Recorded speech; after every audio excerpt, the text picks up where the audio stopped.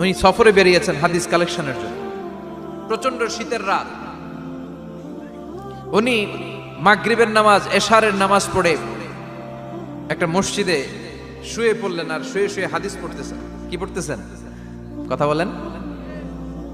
আর মনে মনে ভাবলেন রাতটা মসজিদে কাটায় দিই, ফজরের নামাজ পড়ে আবার বেরোবো। কিন্তু দারোয়ান এসে বলে মসজিদে থাকতে পারবেন না, ওঠেন।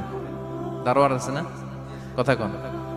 আহমদ ইবনে হাম্বল বললেন আমি শুধু রাতটা থাকতে চাই, আমি তো ফজরেরও মুসল্লি, ফজর নামাজ পড়বো তো এই মসজিদে, আমার থাকতে দাও। দারোয়ান তো দেয় না, কেনা মসজিদে থাকার জায়গা না, যান মিয়া।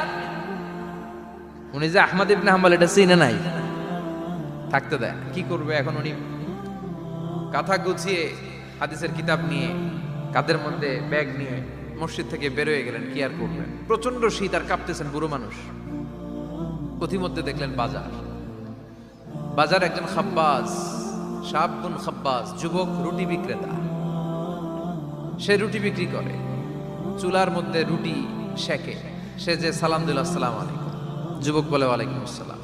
আহমদ ইবনে হাম্বল বলে যুবক আমার যাওয়ার জায়গা নেই, সফরে বেরিয়েছি, খুব শীতে কষ্ট পাচ্ছি, রাতে যদি তোমার এই চুলা থেকে একটু আগুন পোহাই কোনো সমস্যা? যুবক বলে না না সমস্যা না, আহলান ওয়া সাহলান, বসে আমতে আসেন আসেন, আপনি আগুন পোহাইলে আমার সমস্যা কি? সুবহানাল্লাহ পড়েন। আল্লাহ শুকরিয়া করে উনি বসলেন আর আগুন পোহাচ্ছেন। আর খেয়াল করলেন যুবক রুটি বানায় আর পরে আস্তাগফিরুল্লাহ, রুটির দলা বানায় পরে আস্তাগফিরুল্লাহ, খামির বানায় আর পরে আস্তাগফিরুল্লাহ, রুটি নিয়ে উনুনের ভিতরে চুলার ভিতরে সেকা দেয় আর পরে আস্তাগফিরুল্লাহ। দোকানদারের কাছে কেউ আসলেই সে রুটি দেয় আর পরে আস্তাগফিরুল্লাহ। ক্রেতার কাছ থেকে টাকা নিয়ে ক্যাশ বক্সে রাখে আর কি পড়ে, আবার রুটি বানানো শুরু করে আর কি পড়ে, খালি এইটাই পড়তেছে। ইমাম আহমদ ইবনে হাম্বল তো অবাক, কিরে এটা আবার কেমন যুবক, খালি আস্তাগফিরুল্লাহ। উনি প্রশ্ন করলেন যুবক ঘটনা কি? আসার পর থেকেই তোমার দেখতেছি তুমি রুটি বানাও, রুটি বিক্রি করো আর পড়ো আস্তাগফিরুল্লাহ, মালাকা ইয়া শাবাব।